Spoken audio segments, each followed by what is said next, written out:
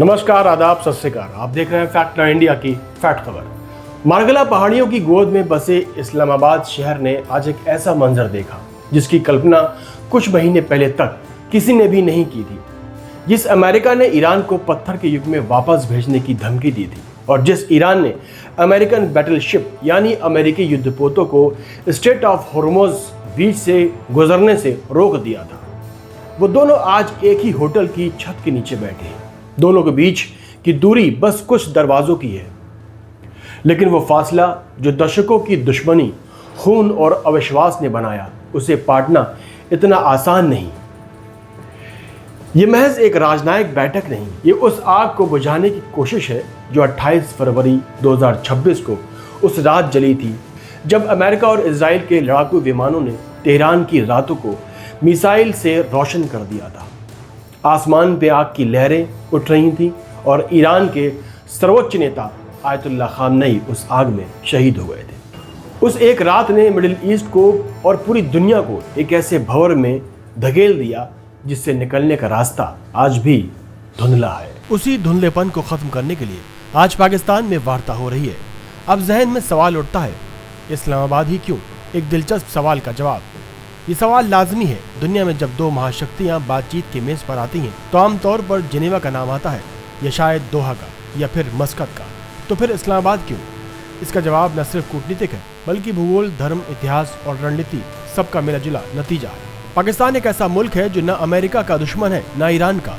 पाकिस्तानी प्रधानमंत्री शहबाज शरीफ ने दोनों पक्षों को औपचारिक रूप से आमंत्रित किया और उनसे अपील की कि वो सभी विवादों के स्थायी समाधान की दिशा में आगे बढ़े। पाकिस्तान की ये स्थिति एक नेचुरल ब्रोकर की है जो ईरान के साथ सांस्कृतिक और धार्मिक नजदीकी रखता है और अमेरिका के साथ दशकों पुराने रणनीति रिश्ते भी हैं।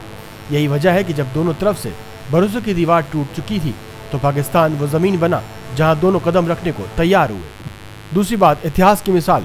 1988 में इस्लामाबाद ने जिनेवा समझौते की वार्ताओं में उस समय अहम भूमिका निभाई थी जब अफगानिस्तान से सोवियत आर्मी की वापसी पर पाकिस्तान और अफगानिस्तान के बीच संयुक्त राष्ट्र की मध्यस्थता में इनडायरेक्ट बातचीत हुई थी और एक ऐतिहासिक समझौता हुआ था। ये वो तजुर्बा पाकिस्तान के पास आज भी है। तीसरी बात, चीन का साया। जब अमेरिका ने ईरान पर हमला किया तो चीन खुलकर ईरान के साथ खड़ा हो गया। ऐसे में कोई भी पश्चिमी या खाड़ी देश इस वार्ता की मेजबानी करता है तो एक पक्ष जरूर आपत्ति करता। पाकिस्तान जो चीन का करीबी दोस्त भी है, वो एक ऐसी जगह है जहाँ दोनों को घर जैसा एहसास हो सकता है। चौथी बात, भौगोलिक सुरक्षा। ईरानी प्रतिनिधिमंडल को किसी दुश्मन देश की सरजमीन पर उतरना नहीं था। पाकिस्तान वायुसेना ने अपने JF-17 और F-16 लड़ाकू विमान तैनात किए और IL-78 टैंकर और C-130 कार्गो विमानों के साथ ईरानी प्रतिनिधिमंडल के लिए एक सुरक्षा कवच बनाया। जाहिर है ईरान को किसी पर भरोसा नहीं रहा। ईरानी नेताओं के लिए पाकिस्तान की जमीन दुश्मन की गोली से नहीं बल्कि दोस्त की पैरेड से ढकी ही एकमात्र सुरक्षित विकल्प था। वहीं ईरानी प्रतिनिधिमंडल मिनाब 168, जिसे उस मिनाब शहर का नाम दिया गया जहां अमेरिकी हमले में एक स्कूल तबाह किया गया था और मासूम बच्चे मारे गए थे, वो इस्लामाबाद पहुंच गया। ईरानी विदेश मंत्री अब्बास अरागची जब विमान से उतरे तो उनके हाथ में उन बच्चों के स्कूल बैग थे जो एक मूक लेकिन बेहद तीखा राजनीतिक संदेश था। लाल कालीन, फूलों का गुलदस्ता और तेहरान का झंडा, सब कुछ था, लेकिन चेहरे पर मुस्कान के पीछे वो जख्म भी थे जो 28 फरवरी की रात को दिए गए थे। ईरानी प्रतिनिधिमंडल में कुल 71 लोग हैं। मुख्य वार्ताकार, तकनीकी विशेषज्ञ, मीडिया प्रतिनिधि और सुरक्षा कर्मी। ये कोई मामूली यात्रा नहीं थी, ये एक पूरे देश की उम्मीद और गुस्से का समेट कर लाई गई एक राजनयिक फौज थी। दूसरी तरफ अमेरिकी उपराष्ट्रपति JD वेंस वाशिंगटन से रवाना होकर इस्लामाबाद कल पहुंच गए थे। उनके साथ राष्ट्रपति ट्रंप के खास दूत स्टीव विटकॉफ और दामाद जेरेड कुशनर, दोनों ऐसे चेहरे जिन्हें ट्रंप हर बड़े सौदे पर भेजते हैं। वेंस का इस्लामाबाद आना खुद एक संकेत है। अमेरिका इस बातचीत को गंभीरता से ले रहा है या कम से कम ऐसा दिखाना चाहता है। ये 1979 की ईरानी इस्लामी क्रांति के बाद दोनों देशों के बीच हाई लेवल पर हुई पहली बैठक है। यानी 47 साल की दुश्मनी के बाद पहली बार दोनों देशों के टॉप नेता एक ही छत के नीचे हैं। इतिहास की विडंबना देखिए, जो मुल्क एक दूसरे को नक्शे से मिटाने की बात करते थे वो आज होटल के 2 कमरों में बैठकर पाकिस्तानी दूतों के जरिए कागज के टुकड़े भिजवा रहे हैं। इस्लामाबाद के रेड जोन में जहां बड़े बड़े दूतावास और सरकारी इमारतें हैं, सेरेना होटल को बुधवार की शाम से ही रिजर्व कर लिया गया था। मेहमानों से विनम्रता से कहा गया कि वो अपना सामान बांध लें। होटल के बाहर पाकिस्तानी सेना, रेंजर्स और खुफिया एजेंसियों का ऐसा जाल बुना गया कि एक चिड़िया भी बिना इजाजत नहीं गुजर सकती है। आपको बता दें कि दोनों प्रतिनिधिमंडल अलग अलग कमरों में बैठेंगे और पाकिस्तानी अधिकारी के बीच में संदेशवाहक यानी मैसेंजर की भूमिका निभाएंगे। इसे कूटनीति भाषा में प्रॉक्सिमिटी टॉक्स यानी करीबी बातचीत कहते हैं। यानी दोनों एक दूसरे की आंखों में नहीं देखेंगे, एक दूसरे के साथ हाथ नहीं मिलाएंगे, बस कागज के लिखे शब्द एक दूसरे कमरे में दूसरे कमरे तक जाएंगे। ईरान इस मेज पर खाली हाथ नहीं आया, वो एक पूरी फहरिस्त लेकर आया है और कह रहा है जब तक ये फहरिस्त पूरी नहीं होती बातचीत शुरू ही नहीं होगी। ईरानी संसद अध्यक्ष गलीबाफ ने सोशल मीडिया पे लिखा कि लेबनान में युद्ध विराम और ईरान की जमी हुई संपत्तियों की रिहाई, ये 2 शर्तें वार्ता शुरू होने से पहले ही पूरी होनी चाहिए। इसके अलावा ईरान की 10 सूत्री मांगों में स्ट्रेट ऑफ होर्मुज पर ईरानी कब्जा, मिडिल ईस्ट से अमेरिकी सेनाओं की पूर्ण वापसी, जंग का मुआवजा, सभी सैंक्शन की समाप्ति और संयुक्त राष्ट्र सुरक्षा परिषद में किसी भी समझौते की पुष्टि शामिल है। हवाई अड्डे पर उतरते ही गलीबाफ ने जो बयान दिया वो एक ऐसे शख्स की आवाज थी जो न दबा हुआ था न डरा हुआ। उन्होंने कहा, हमारे पास नेक नियति है लेकिन भरोसा नहीं। अमेरिका के साथ हमारी हर बातचीत का अंजाम नाकामी और वादा खिलाफी रहा है। ट्रंप का लहजा, एक हाथ में जैतून की टहनी, दूसरे में बम। अमेरिकी राष्ट्रपति डोनाल्ड ट्रंप की कूटनीति हमेशा से एक खास अंदाज की रही है।